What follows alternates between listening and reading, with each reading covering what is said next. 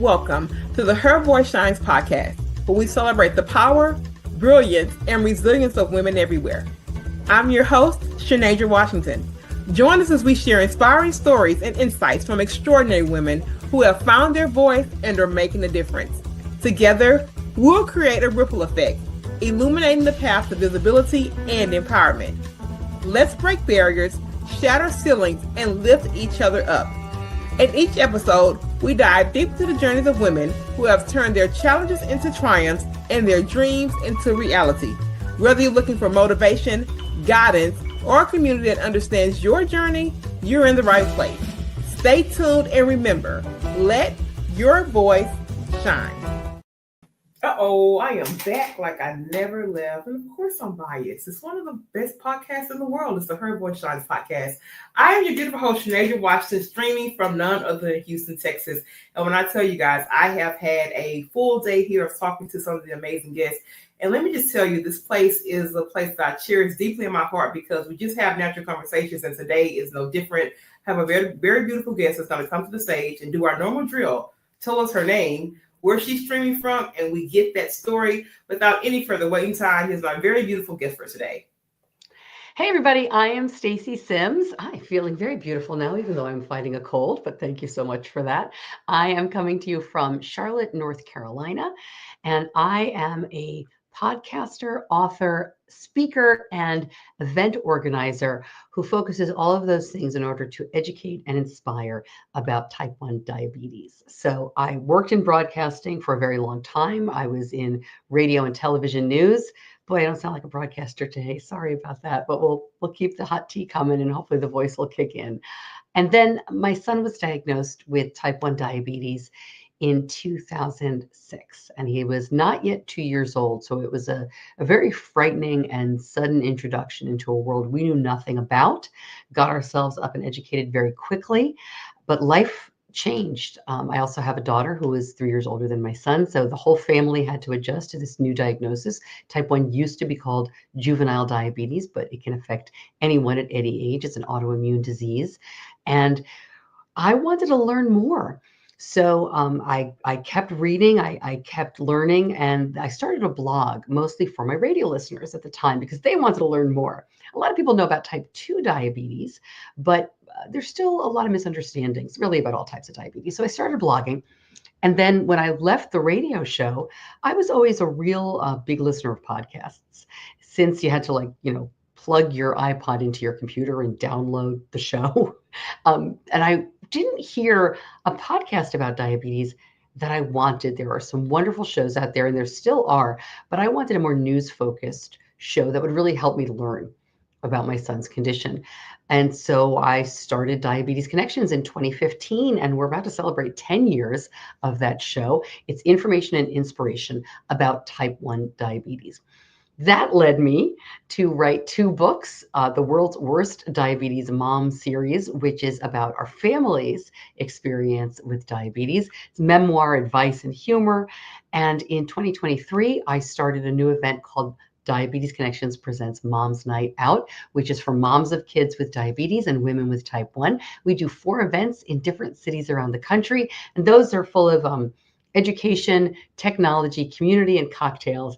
And it's a great for people to meet locally. I am passionate about in-person meetups. I think the internet is great. I think Facebook groups have connected a lot, especially in the diabetes world and in healthcare. A lot of health advocacy groups meet up that way, and it's invaluable. But there is no substitute for that local in-person connection. And so with Mom's Night Out, we go to a city. We hope to introduce everybody, and then when we leave, they have each other. So all of this has taken me from being a salaried employee at TV and radio stations to starting my own business, which was a little part-time business when my husband had a full-time job, and has now built up to the point where he is working for me. And that is where we are. So I hope I can share a lot more information about building community and running a small business. So there you are. Okay, first off, Stacey, I've never been to North Carolina, and that's one of the things that's on this. That's the first thing. I'm like, what? Like, me and my sister are trying to go to the Carolinas sometime before the year's out. Of all the states, I have not been to the Carolinas. And I was like, okay, Stacey dropped Charlotte, but I'm looking definitely to explore either North or South Carolina before the year is out. So recommendation on Charlotte. What do you think? Yeah. Oh, well, Charlotte is, I'll be honest with you. I think Charlotte is a great city. I'm from New York originally. I've lived here 25 years. Charlotte is a wonderful place to live. I, raised my family here. It's been fantastic. But if you're vacationing, like stay in Charlotte for a night, see South End, see Uptown, like enjoy. But vacation time, I would say Asheville, beautiful mountains, right? Or beaches. I mean, Outer Banks, spectacular. Charleston and the Charleston beaches, a little closer to Charlotte. So if you're going to come here first, then go to the Charleston beaches like Kiowa and Folly and Isle of Palms, just really, really beautiful stuff. Of course, there's Hilton Head. I don't know if you play golf, that kind of stuff. But yeah, definitely Chamber of Commerce tourism here. I'm happy to recommend. Oh, I love it. And the other part is like, Stacey goes, well, it doesn't sound like, I'm in radio because it's radio all in through you. Okay? Yeah. I appreciate that. Stop it now, Stacey, because immediately when she started talking, I'm like, I need to go and get some voice training for Stacey because oh my gosh, it's beautiful. It comes out just naturally. But also, too, in that segment, I think it's just so interesting how our life, our journeys kind of catapult us into the next thing. Because who would have knew that your son's diagnosis would have started this beautiful and incredible journey? That's why even when I'm doing all of these shows are so intentional for me and I hear different things, it's like triggers for me because it helps me to better understand and be comfortable, Stacey. I'm not saying it's going to be perfect, but it helps me be comfortable in these day-to-day steps because we don't know where this thing is going, right? And as I'm sitting there and I'm looking, and I'm like, well, look, this is the journey that I have been called to be on. Yeah. And whatever is going to happen, Stacey, guess what? It's going to happen. I think that's so common, right? We're trying to, which we say to ourselves, this is what I want to do for my career. This is where my life is going to end up, right? I have this dream. And I was the weirdo who in middle school knew what I wanted to be when I grew up. I knew I was going to be a journalist and I knew I was going to be in broadcasting. And I loved radio. Who knew that I would eventually find the most rewarding part of my career in podcasting, a thing that didn't exist, right, when I was a kid? I think the closest thing would have been ham radio. And I would never have thought, right, that I would be doing something like that. But to also find that the reward and the business is coming in this building of community. So to your point, you kind of have to pay attention to the signs along the road as you go. Like I have a destination in mind, but I'm going to pay attention to what is being shown to me along the way and decide, is this a turn I want to take? Is this a stop I want to make? And all of those experiences, even the ones that you take and turn out to be a wrong turn or a mistake, right? You'll learn from that. You even learn from the missed opportunities. And I think all of that adds up to, not perfection, right? I mean, maybe a better choice would have been to do something else along the way. You never know. You just have to continue going on and it brings you to where you are. And I've been really lucky along the way to have incredible people as well along the road to help mentor me and help me out. And I think, I don't want to get too much off topic too early, but I think being an organic part of that community, the diabetes community, helped me in what is now my career and my business because I have all those relationships. That is so good. And like for me, like I'm not a like tried and true like media podcasting girl. Like I was literally in financial services for 13 years up until 2021. I didn't become a podcast host until August of 24.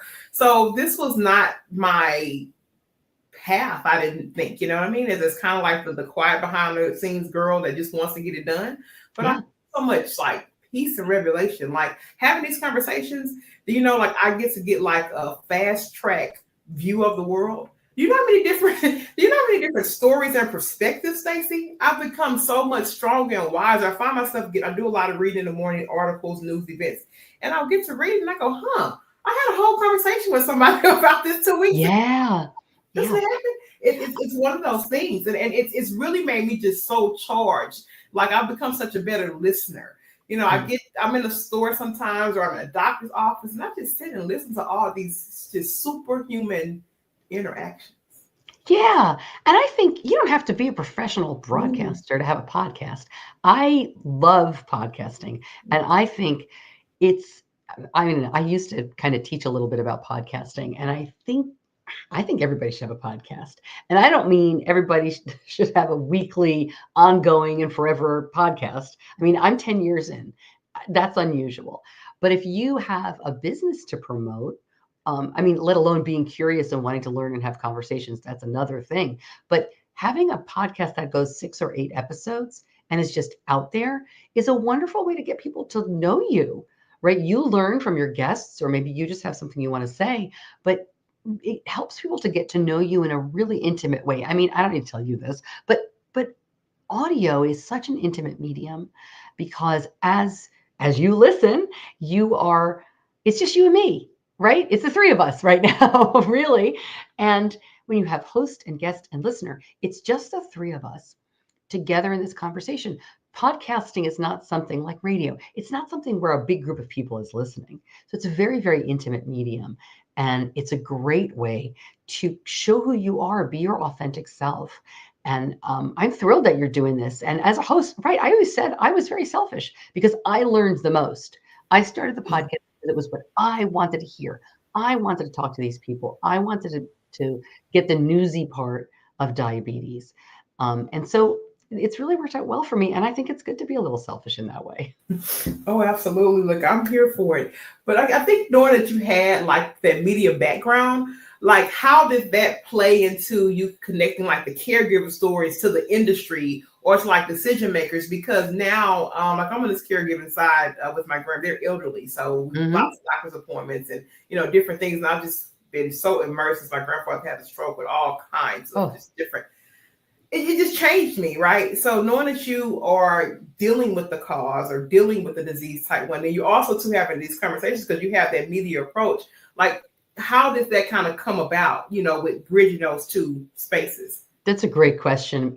I was very intentional in separating the podcast from my caregiver experience. So, Diabetes Connections is news focused, which means, perfect example, there's a device that I think a lot of your listeners will be familiar with. The Dexcom G7, there's a Dexcom Stello, and it's a continuous glucose monitor that goes in your arm.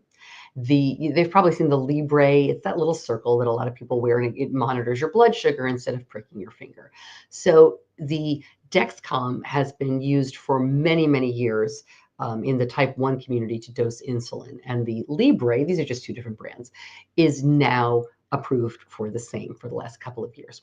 So I had the chief operating officer of Dexcom on, and they were just approved for 15-day wear. So my questions for him were not about, well, how is my child going to use this? But my child is now 20, by the way, so it's a little different story. But it wasn't about, hey, this is my family's experience with this device, and I want to ask you about it. It was, these are the questions that the diabetes community writ large has sent me.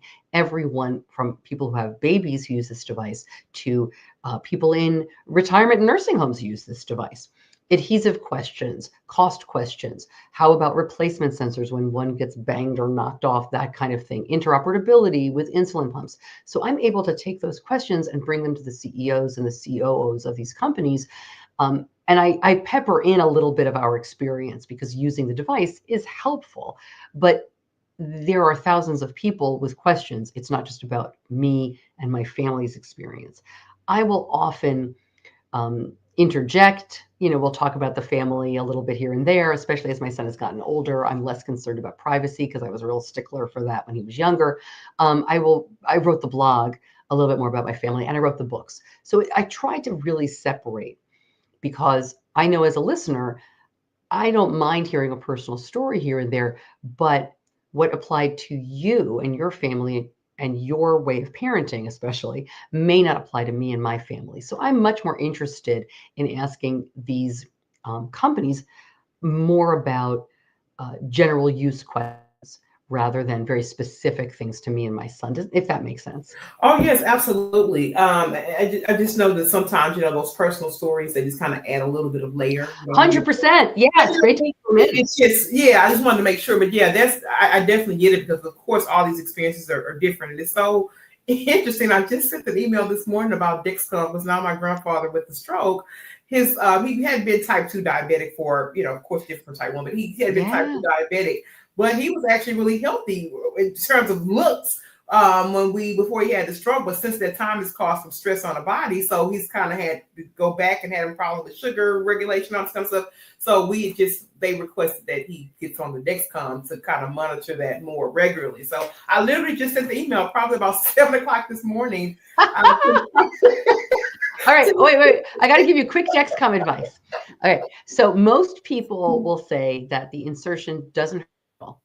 But many people are nervous, right? Because what's happening there is you're pushing it. You don't see the needle, but you're pushing the device inserter. A needle is going in and then coming out and leaving this little wire behind. And then you put the over tape on and all should be well. But if people are worried about pain, something that we did since my son was like 6 years old, and medical studies back this up, if you cough, like an exaggerated cough, when anything is being inserted, if you're getting a shot or you're putting in an infusion set for a pump or an insulin pump, or if you're putting in a continuous glucose monitor, the body gets confused by that exaggerated cough and it doesn't hurt. And my son swears by this. He does it all the time. So sometimes it's a funny thing that we do with little kids. I wouldn't recommend it if you're getting a shot because you can wiggle when you're coughing. But for Dexcom, I don't know if it helps your dad, if he's worried about it. Some people are like, no problem, I'm slapping it on. And there's a lot of really good education out there. Message me after. But I also did a year-long podcast project for Diabetes Connections Type 2. And we did a few episodes about continuous glucose monitoring and just explaining a lot of the things that quite often with type 2, people don't get any education. Their doctor says, oh, your A1C is 7.4, so now you have type 2 diabetes. Here's your prescription. Go home and figure it out. It's a confusing condition. And there's a lot of blame and a lot of shame. And people often feel embarrassed or worried, like, oh, I did this to myself and I just have to stop having dessert. And diabetes is very complicated. So I was trying to help with that podcast project that we did for a year, just laying out some education and some questions that people could take to their doctors. I got to tell you, type 1 is very difficult. It's a day-to-day, hour-to-hour management. But type 2 is really difficult too. And I think it's not helped at all by the fact that many people feel a lot of shame about it. And we as a society, we kind of encourage that shame. We really make people feel terrible for having diabetes. So I hope your dad's doing okay. Yeah, it's interesting that, and I do see lots of shaming, as it, relates to that. I mean, he's from like an older generation where, he's 40. So, he's kind of course, shielded from social media where it's like a lot worse. But yeah, it's definitely different. I mean, a difficult thing to digest that someone would make fun of someone for having a condition that's that serious. So that's definitely something. But what I really like, and I wanted to get here because you talked about the community initiative. Is it the Mom's Night Out? Yes. Yeah. That's amazing. First off, I want to give you kudos for that because I love the idea behind that. And I want to know, what are they saying about it? When I say they, I mean the community. What are they saying about it? Because for me, feedback is a great catalyst, whether positive or constructive. It's a great catalyst for me, Stacey. I'm like a feedback girl. I don't need it regularly, but when I get it, I do cycle through it. So I want to know, what are they saying? What does that sense of community feel like with Mom's Night Out? Well, the first thing they say, Chandra, is bring it to my town, because I only do 4 a year. And we try to go to different parts of the country. Like this year, we were in Atlanta and Cleveland already. And in September, we'll be in Minneapolis. And in October, we'll be in Phoenix. So we try to spread out. And we're right now figuring out 2026. So the first thing I get an email every day from somebody new who says, can you bring it to my town? But the biggest feedback is that before Mom's Night Out, I felt so lonely. I felt so alone. I thought I was doing everything wrong.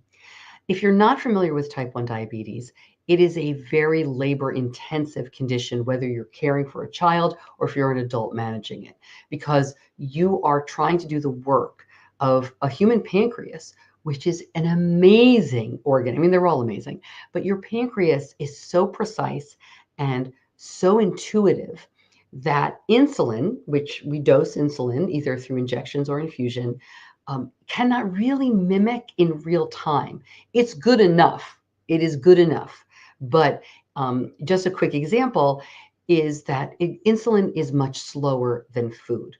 So when you dose insulin, okay, I'm going to have my healthy lunch. I'm going to have a salad with protein and, maybe a little bit of carbs. And my lunch is going to be all of 15 to 20 carbohydrates. And we dose insulin. Most people dose insulin based on carbohydrates. So I'm not going to have the big cheeseburger that's maybe 80 carbs for my lunch with French fries. Have the salad. But you still need to dose insulin for that because everything we eat turns into glucose. And glucose is the body's energy. We all need that. Even if you eat a steak, even if you eat protein only, eventually it breaks down and turns into glucose in your body. And you need insulin to counter that. Insulin, this is really my layperson terrible way of describing this, but insulin is what opens the cell and lets the glucose in. And if you don't have that key to open that lock, then the glucose is just floating around the body. It's looking for cells. It's trying to become the energy for the cells. But if it's just floating all around the body, it's very, very bad for your organs. It's just sugar basically floating around your body. Terrible description, but that's how I describe it to the kids. But when you're dosing the insulin for that salad you ate, if you don't time it right, then it's not going to work great. So you're supposed to dose your insulin about 15 minutes before you eat. Then you wait, then you eat your salad, and then, your blood sugar should stay pretty even. Well, a lot of times life happens and you dose 15 minutes before you eat, and then the phone rings, or your kid needs you, or something happens and you eat 25 to 30 minutes later. Well, now your blood sugar is really low and your salad is not going to cut it to bring your glucose levels back up. So you're drinking a sugary drink or you're eating something else and now everything's all out of whack. Or you're eating your salad and you forgot to dose insulin because you're a human being and not a machine. And so you dose as soon as you can, but now it's too late. And the salad dressing or the, whatever is already working on you. So your blood sugar goes really high. I hope all that made sense. But the idea here is that it's very labor intensive. That's just one part of type 1 diabetes, dosing for food, because you also have to worry about exercise and sleep and hormones and brain power. When you're thinking, it sounds funny, but your brain's a muscle, right? So you're at school, you're taking a test. Some kids' blood sugar goes really low when they do that. Some kids' blood sugar goes really high because of adrenaline. And if you have a working pancreas, it's working behind the scenes, taking care of all of that. Okay, that was a really long answer. But the whole point is, all of these moms are messing all of that up because it is impossible to do perfectly. They're not messing it up in a way that's dangerous to their child. They're messing it up in a way that is not perfect, but no one has told them that they don't have to be perfect. So when they get in a room of other moms that are all not perfect, it's the most amazing wave and wash of relief. That's what we hear the most. It is incredible. Oh my gosh. I don't care about you saying how the description was. To me, it was everything. I love the description because it really did. I mean, it brings it just, so basic and, easy enough for people to understand. Because also too, in that, I mean, I know what it's been like as being a caregiver to the elderly and also to being a mom to a 7-year-old kid. Stacey, it's a lot. Yeah. It's a lot. I mean, to describe, how meticulous the schedule is, here's 15 minutes, eat the salad. And just within this morning when we talking to you, how many, here's a phone call. I had to run to the door. The guy delivered my package to them. I'm just saying, I know that life happens. Yeah. So I had to ask about their mom's not out because I know what it feels like to feel like I'm in solitude. Yeah. Yeah. I know the feeling. It's really hard. And, we are all different in our circumstances. Mm-hmm. We are all unique. But there's so much that we have in common. And I think just being able to say to somebody, I feel terrible. I wish my 4-year-old could wait 15 minutes before eating lunch, but we gave up on that. And now I dose him when he eats and his blood sugar is a little higher than I would like. But his endocrinologist says he's safe and we're going to do this for a while. But I feel really guilty about it because I think every other mom is doing it perfect and every other 4-year-old is waiting, right? I mean, let's not be ridiculous. So just being in the room together, and we have great speakers and we have all the different technology companies come and they do a lot of education because I mean, it's funny to think about if you're not in the diabetes community, but there are different insulin pumps that you have to choose from. There are different continuous glucose monitors. There's like rescue glucagon that you need to be educated about. And they make it fun. There's fun like stickers that can go on the top of these devices to try to make it a little cuter for kids. There's diabetes camps and there's diabetes programs for adults because everybody needs community. So what I try to do in the different cities is I work with the diabetes camps and I work with the local groups that are already there to say, why don't you come as well? And then we can spread the word to as many people as we can about ways to keep it going after we leave. Yeah, I think this is a really good question to tie in here because one of the things that I particularly like where I am in my stage of my journey is this definition of success, right? Because it doesn't look at all how it even looked even in 2020, Stacey. Like I'm really evolving and changing. So I mean, you have this kind of advocacy work that you do, and then you have the personal Stacey, right? Stacey is also too, out here living life. I hope separate from this. What does success look like to you, and what does it feel like, and how do you make sure that you are still aligned with your definition of success? Because people will try to put theirs, in your view, but that's not my definition of success. I can own this. Yeah, I think it's an interesting question because you can answer it in a million different ways. So I'm going to break it down into two buckets. Let's talk success with community and let's talk success with business. So community success is just what I was saying about the reactions. I mean, to know that people want us to come to different cities, this is the third year of this event. So in the beginning, people didn't really know who we were or like, who are you? Why are you coming to town? But now they get it. And so I really feel great because people are asking us to come and speak. They're asking to sponsor. People get it and they want us to come. I'd like success over here. My dog's freaking out. Success over here is also that we get bigger. We usually get about, it's a small community to begin with, type 1 diabetes. So we get about 70 to 80 women at these events. I'd like to grow it to about 100. I don't think it should go any bigger than 100, but I think that would be amazing. But over here, the business side of it, this event costs money, right? Events cost money. And as much as I would like to just go around the country throwing a party for moms, I have to make it part of my business as well. So that has been very educational and very, very eye-opening, very difficult, and we are really successful now. So what I did the first year was I have had the fortune to have a very successful podcast where I sell advertising. I also speak, and I do some voiceover work and things like that. I've got a couple of books, so I had a nice income from that already. And we said, okay, we actually started this event on accident. It was supposed to be a one and done. I did it in Charlotte. It was supposed to be a one-time only thing, and then we continued it. So we said, okay, if we're going to do this, we decided that first. I'm gesturing. Let's go over here again. We decided the first year that we would not plan to make any money. We would use the podcast advertising and put it over here and see what would happen. And we learned a lot. We made a lot of mistakes.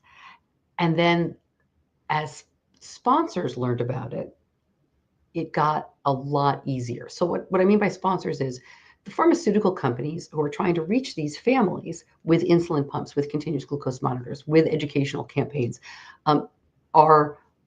are used to going to vendor fairs and things like that, right? You go to a diabetes event, there's a vendor fair. You go, you meet with a representative from your area. They talk to you about their pump. They would like you to use it, that sort of thing. So we have a vendor fair at Mom's Night Out where these companies pay to be part of it. And I had to kind of figure out what to charge and work with them. That is much easier than it was in the first year now that people know what we're about. And the bottom line is, I serve the community, right? So whoever they want there, we try to get there. And we have a lot of people who'd like to reach these moms. It doesn't make any sense, right? This is a diabetes conference. I don't want junk there. I don't want snake oil there. I'm very careful. But people who do, they pay. There are other people who don't pay to be there. The diabetes camps. I mean, I could charge them, but they're already losing money, right? These are camps that are serving the community. They give out a lot of scholarships. They're wonderful. So we don't do that. I don't want to give away all my secrets. But that's success over here looks like boy, I'll put it two ways. Making enough from the event, which we are on track to do this year, to continue doing it and making sure, nobody's getting rich on this, but making sure that I'm not losing money in it. The second tier of success, I don't know if I'll get there, is that I could offer 20 to 30% of tickets, because it is a paid ticketed event.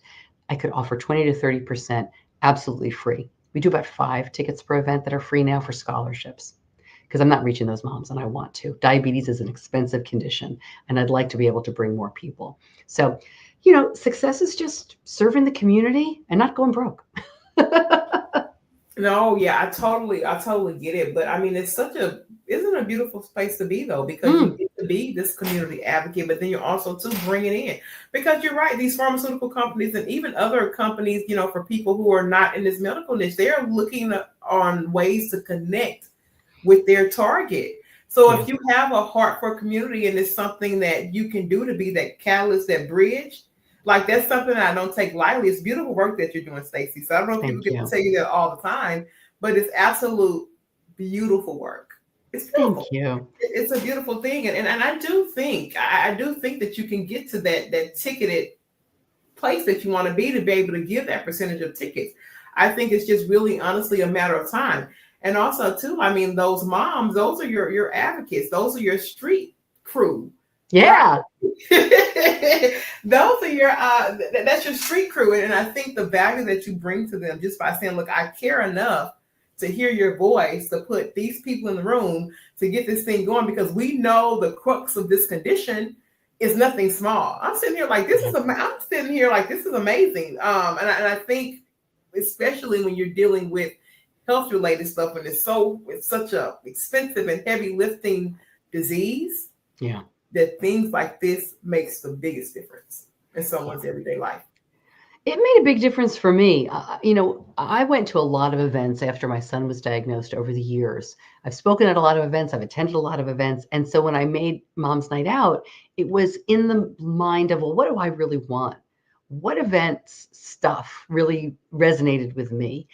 And, one of the things that I talk about all the time is it's hard to go to these events with your children, because as a mom, you're there with your kids, like, hang on, I got you. And so it's hard to learn and it's hard to listen to speakers and it's hard to meet with these companies. So with Mom's Night Out, one of the tough sells is they can't bring their kids.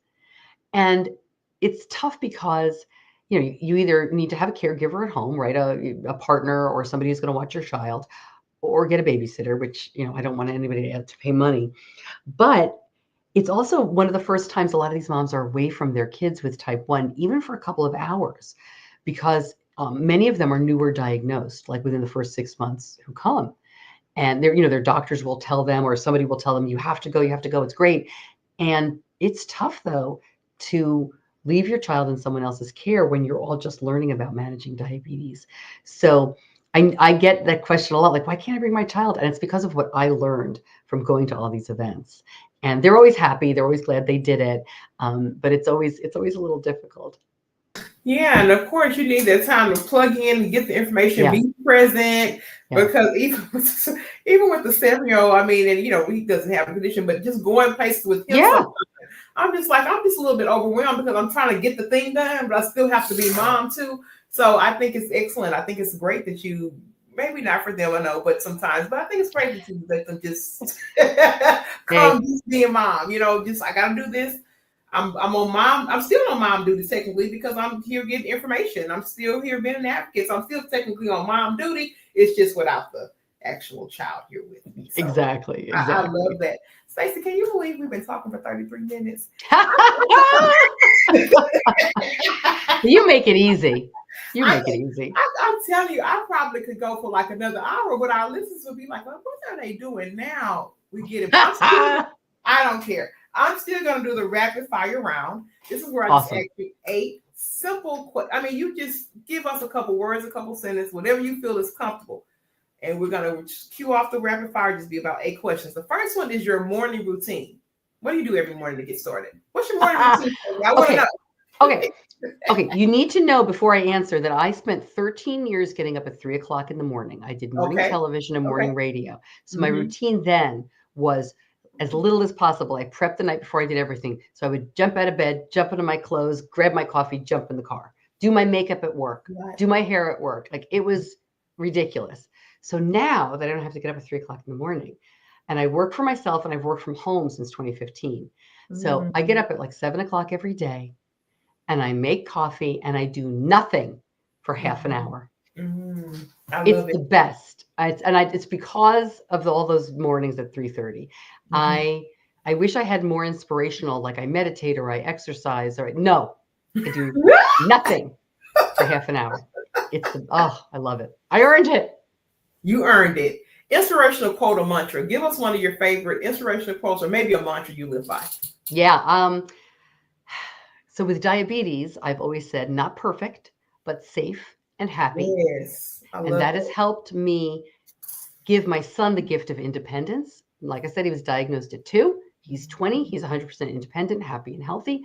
But it's very difficult as a parent to let go. And that has helped me a lot. So not perfect, but safe and happy. And then the other one that my mother told me a couple of years ago that I love is don't look back. You're going to hurt your neck. So that is just try not to beat yourself up too much about what happened in the past. Try not to worry too much about what you think is a wrong decision. You can't change it. You can only move forward. But I like that. Don't hurt your neck. I like that one too. So book recommendation, whether it be your own or someone else's. What is I have a book that really shifted you, whether it's from what you do, what mindset, whatever it is, maybe a good stern book that you know was very impactful for you.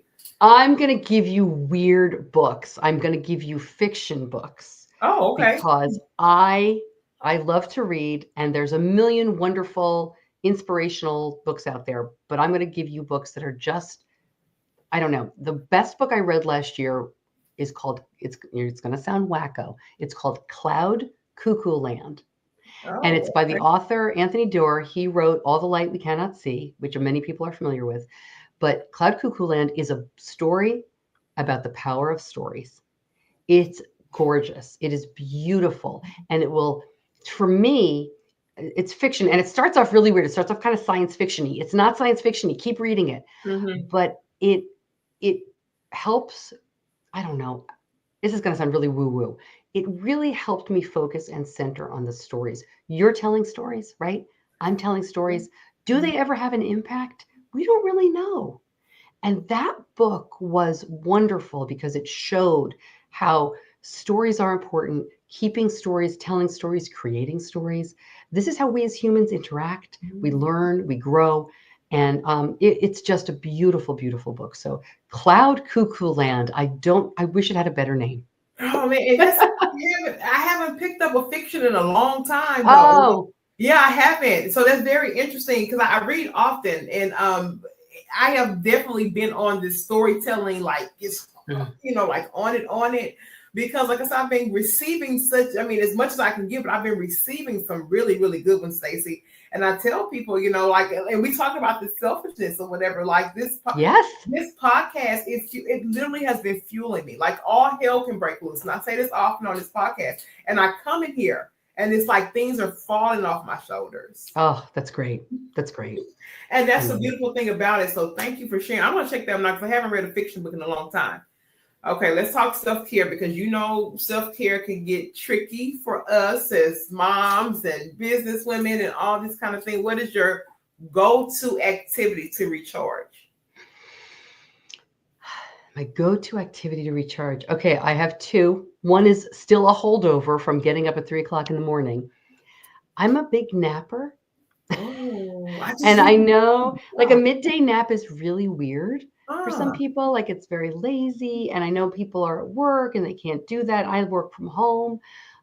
So when I used to get up at 3 o'clock in the morning, I used to take a nap every day, right? Like 1 o'clock. And then I would pick up my kids and I used to call it like, say, here comes second shift. Cause I'd go to work.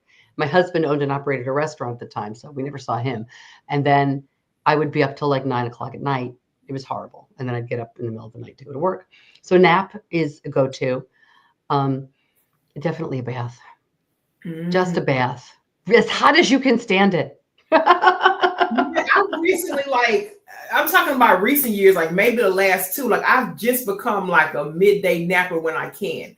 Like it was one of those things that was very off. I know back in 2017 when I was pregnant with my son, I was just so miserable and it was hot Texas heat. So I would go nap in my car for lunch. Yeah. Some people can't do it. My daughter can't nap. She says she wakes up, she doesn't know what day it is. She doesn't know where she is. She hates it. So it's either in you or it's not, I think. But the bath, and I'll tell you what's bad about the bath is I used to read in the bath. Now I've got like my phone. I got to stop that because you're scrolling. It's not relaxing. So I got to put now Stacey's supposed to read chores, so you got to drop the phone. Let everything, come down without all the scrolling. But yeah, the bath is good without the phone though. Okay. Yeah. All right. Role model. It's something to me now. I mean, that of course shifts. Of course, my grandfather's my ultimate role model forever, right? Just the consistency and everything is done. But role models, whether it's in your realm of advocacy or just generally, a couple maybe inspiring people that just kind of give you that I can keep going because their journey just is that big. Yeah. I think professionally, there's a woman named Sherry Lynch who is very well known in radio circles. So Sherry was the host, or is the host still, of the Bob and Sherry Show, which is your typical crazy morning show, and it's probably 25 years old now. And she's not super famous, right? She's not a politician. She's not a big time speaker and author. I mean, she's not probably a household name. She is in Charlotte, but Sherry made women much more, put her stamp on women in radio in a way that I found absolutely incredible. I was hired at WBT Radio, which is a news talk station, pretty much all male staff, all male on-air staff for sure when I was hired. And the first person I called was Sherry. And I said, how do you navigate this? I've come from TV news, which is full of women. Yeah. How do you navigate news talk radio, which is full of guys? And she was wonderful. And we talked and she shared a lot of information. And, we've kept in touch over the years.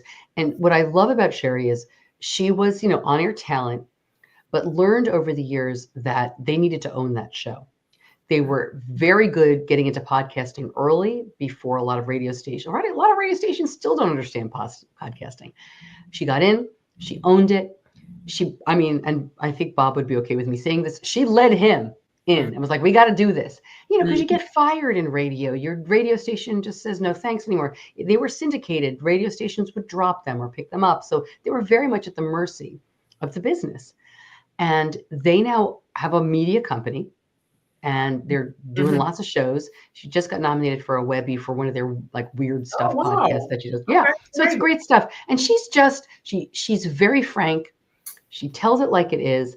And I think she's terrific. So I know she's not a super well-known name, but I really have kept her when I'm thinking like, would Sherry take this nonsense? No, she wouldn't. And I'm not going to either. I love that. It doesn't have to be a big name. I mean, and it's just that one that just stuck in there. You know what? And that she is a real one, because if you hear her voice and saying like, would you take that? Yeah. Oh yeah. She is a real one. Okay. That's for sure. So let's talk about something, I was going to say like hidden talent or something, but something that maybe someone doesn't know about Stacey that you don't typically bring to the forefront.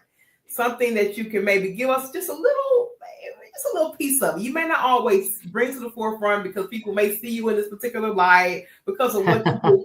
What would be something you could tell us? This really is silly. I'm very passionate about golf. That's my biggest hobby. Is I play a lot of golf. I think you mentioned that at least one time in this setting. You asked me that I like to golf. So if it came out, you did something. Yeah, I love golf. I mean, golf is hard because it takes a lot of time. It's expensive most of the time. So it's it's not like your very accessible sport, which stinks. I would love to see it. I would love to see more people play, and I would love to see more ways to make it easier for more people to play. But I picked it up in my early 20s, and then I met my husband. When I met him, he was playing golf, so we were able to play together. It was a really fun way to hang out. And now I play a lot of golf with other women, and it's just such a fun hobby.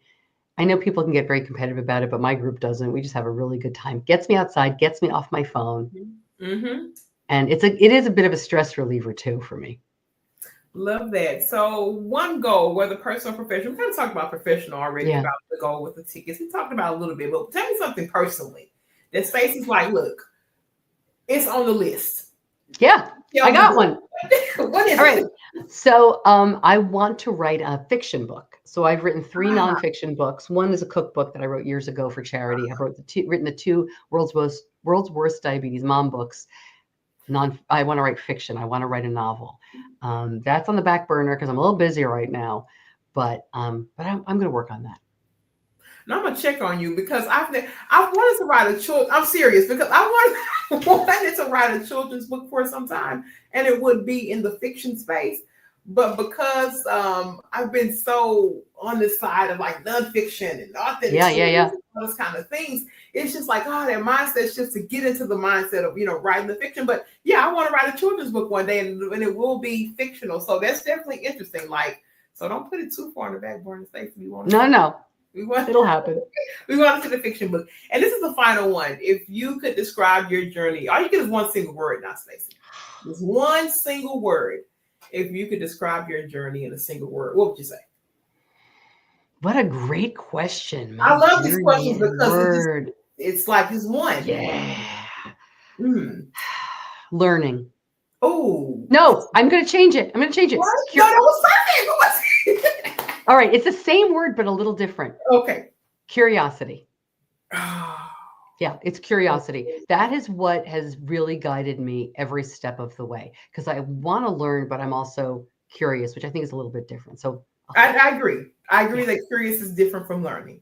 Perfect, wrong, rapid fire game, Stacey. Yes, we did that. That was a great round. Oh, thank you. Now, Stacey, we're going to kill you to final thought. This is why I tell my guests, we want you to give us some great parting words for the time we shared together and really give us something that captures the essence of Stacey Sims.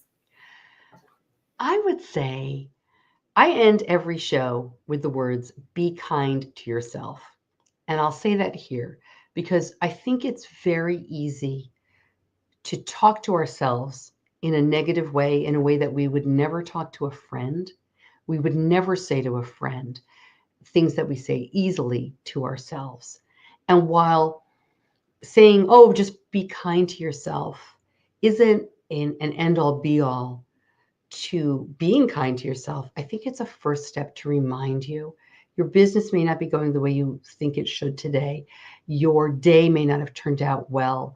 Maybe you're trying to exercise more and you just didn't that one day, or you're trying to eat in a healthful way, but you really wanted those chips. We're not perfect.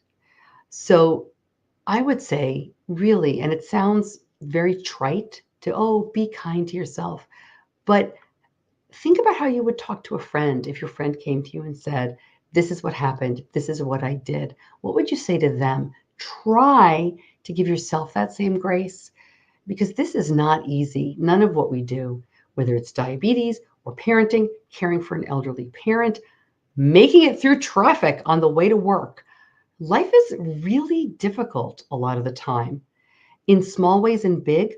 And I think being kinder to yourself is a lot more valuable than it may sound. Those little words can really make a big impact if you take them to heart and try to do that day by day when you can. Oh my God, such beautiful advice because we're so often to beat ourselves up and really, really not give ourselves. I say extend ourselves grace all the time. I said, Sinead, you get grace. You get the same grace. 100%. Everybody else. Let me go because I'll start up a whole nother hour with Stacey. It's like they're starting again. What are they doing? No, I'm going to close. I love it. Another fabulous episode of Her Voice Shines podcast. And I'm going to say it publicly, all my guests, if you guys want to fight me, I'm okay. This is top 5 favorite. This has been a top 5 favorite episode. Stacey, you presented yourself beautifully. What a beautiful and pure space we shared. I don't take this lightly. To everyone out there in the Her Voice Shines podcast, I tell you, miraculous things happen when you let your voice shine. And really, I'll be back next time with another amazing episode. Until then, I love you, and there's nothing you can do about it. We'll be back next time.